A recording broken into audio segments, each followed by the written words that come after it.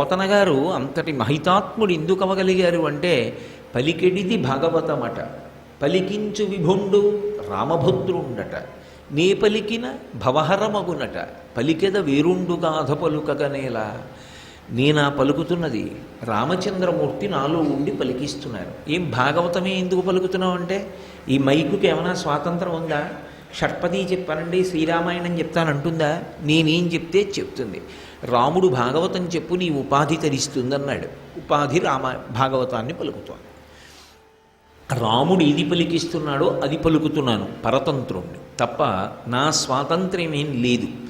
ఇప్పుడు ఆయనకి దేని మీద కాంక్ష ఉంది, దేని మీద కాంక్ష లేదు, ఏది జరగనివ్వండి. ఆ భక్తి పండిపోయిన నాడు ఏమైపోతుందంటే కీర్తికి పొంగదు, అపకీర్తికి కుంగిపోదు, రెండిటి యందు సమానంగా ఉంటుంది. నేను సేవింపక నాపదల్పడమని నిత్యోత్సవం బబ్బని జనమాతృండనని సంసార మోహంబు పైగనని గ్రహగతుల్ కుందింపని మేలు వచ్చిన రాణి అవి నాకు భూషణములే శ్రీకాళహస్తీశ్వర. ఏది జరగని అవన్నీ నాకు భూషణములే. ఇప్పుడు ఈ వినయంగా ఉన్నటువంటి వాడు ఎక్కడ ఉండి ఏం చేసినా అది ఈశ్వరుడికి ఉత్సవమే అవుతుంది. ఆయన దానికి పరవశించిపోతుంటాడు. ఒరే వీడు ఎప్పుడూ మూలంతో అనుసంధానం అయ్యేంత పొంగిపోతుంటాడురా. ఆయనకది ఆనందమునకు కారణమవుతూ ఉంటుంది. ఆయన సంతోషమునకు ఏది కారణమో అది ఉత్సవము. అందుకే వెంకటేశ్వర స్వామి వారికి సుప్రభాతం చదివి ప్రపత్తి చదివితే మనం ఒక శ్లోకం చెప్తాం. అహం దూరతస్తే పదాంభోజయుగ్మ ప్రణామిచ్చయా గచ్చ సేవాంకరోమి సకృచ్ఛేవ యానిచ్చ సేవా ఫలం త్వం ప్రయచ్ఛ ప్రయచ్ఛ ప్రభో వెంకటేశ అంటాం.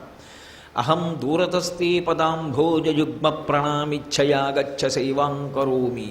ఇక్కడో కాకినాడలో ఉండేవాడిని, వెంకటాచలం వచ్చాను. ఈశ్వర మీకేదో అష్టదళ పాద పద్మారాధన సేవ చేశాను. ఈ సేవ ఇక్కడితో ఇలా ఇవాళ ఒక్కరోజు చేయడం కాదు, నా జీవితంలో ప్రతి క్షణం నేను ఈ ఉత్సవం చేస్తూ ఉండాలి. దానికి నేను వెంకటాచలంలోనే ఉండక్కర్లేదు.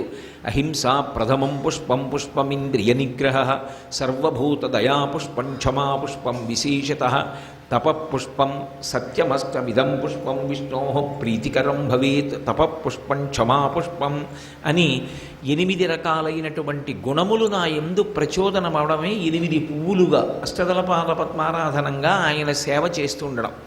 ఆ 8 గుణములు నా యందు ఎప్పుడూ ప్రచోదనమవుతుంటే నేను ప్రతి క్షణం వెంకటేశ్వరుడికి అష్టదళపాద పద్మారాధన చేసినట్టే.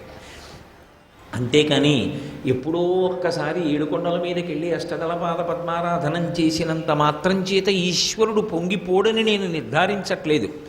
కానీ అది నిత్యోత్సవం ఎప్పుడవుతుంది అంటే ప్రతి క్షణం ఈశ్వరుడితో అనుసంధానం అవడంలో ఉంటుంది. అదిగో ఆ స్థితిని పొందడం వశవర్తి అయి ఉండుట. ఆ భక్తి, ఆ వినయం ఏర్పడడానికి కారణం అక్కడుంటుంది.